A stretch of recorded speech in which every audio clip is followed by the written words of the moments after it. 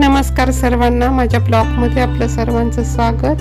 आपण बघणार आहोत ओले बोंबील फ्राय. तर बघूया आता आपली रेसिपी कशी काय आहे. पीठ लावलेलं आहे, तर मी त्याला ना आता एका कापडात बांधणार आहे थोड्या वेळ कापडामध्ये. तर याच्या अंगात म्हणजे याचं मुळीतच पाणी याच्यामध्ये आहे, हे आपल्याला कोरडे करून घ्यायचे, पाणी काढून घ्यायचे. हे असं जरा कापडामध्ये ठेवलं की सगळं पाणी त्यामध्ये शोषलं जाईल कापडामध्ये. ना असं जरा ना थोड्या वेळ मी त्याच्यावर वजन पण ठेवणार आहे. हे असं स्वच्छ कापड घ्यायचं. आता याच्यावर आहे ना जड काहीतरी मी ठेवते.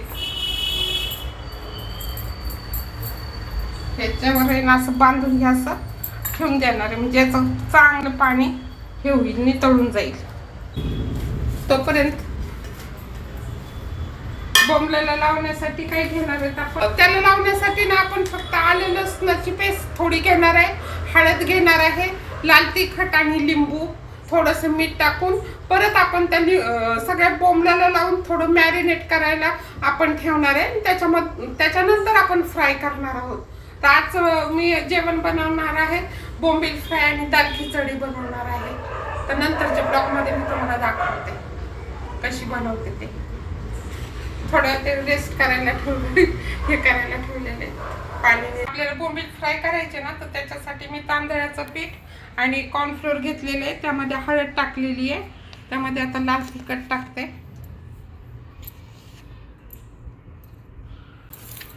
आणि त्यामध्ये मीठ टाकते थोडं. ते चांगलं मिक्स करून घ्यायचं बघा.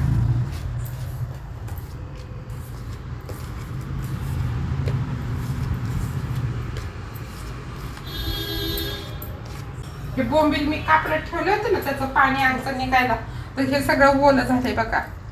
आता हे बोंबील घेतलेले मी हे असं ठेवलंय.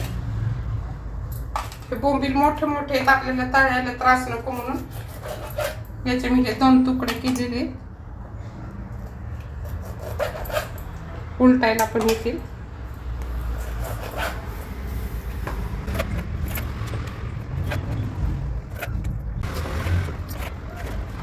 हे मी छोटे का करत एवढे एवढे तुकडे,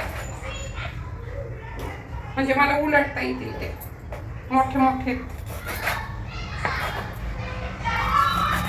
जास्त मीठ टाकणार नाहीये, अगदी थोडस टाकणार आहे. हे मीठ लावलं होतं भरपूर. हे लाल हळद टाकत आहे मी.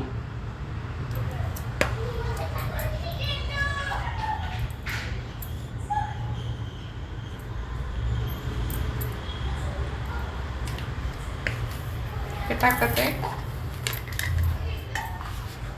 आल्या लसणाची 1 चमचे ही पेस्ट टाकत आहे, एवढी बस. हा लिंबू घ्यायचा आपल्याला.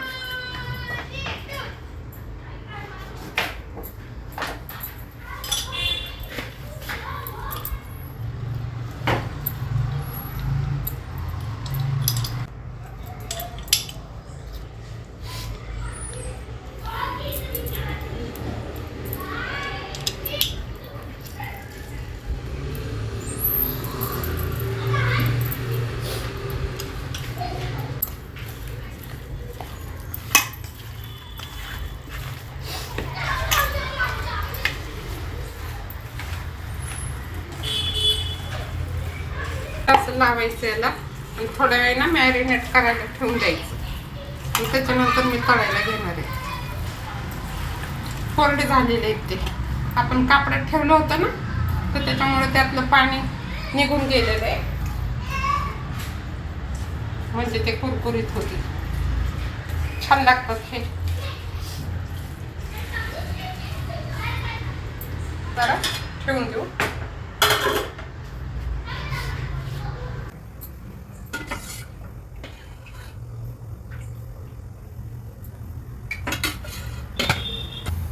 टाकू द्यायचं चढून टाक.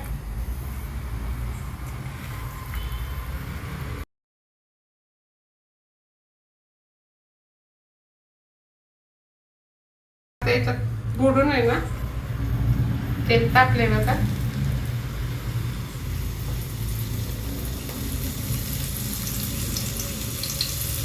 कोणचं पीठ आहे ते? तांदळाचं. तांदळाचं पीठ आणि कॉर्नफ्लोअर घेतलं मी, रवा नाही घेतला. का नाही घेतला? तर तेलामध्ये सुटतो. आणि हे क्रिस्पी पण होतात है ना.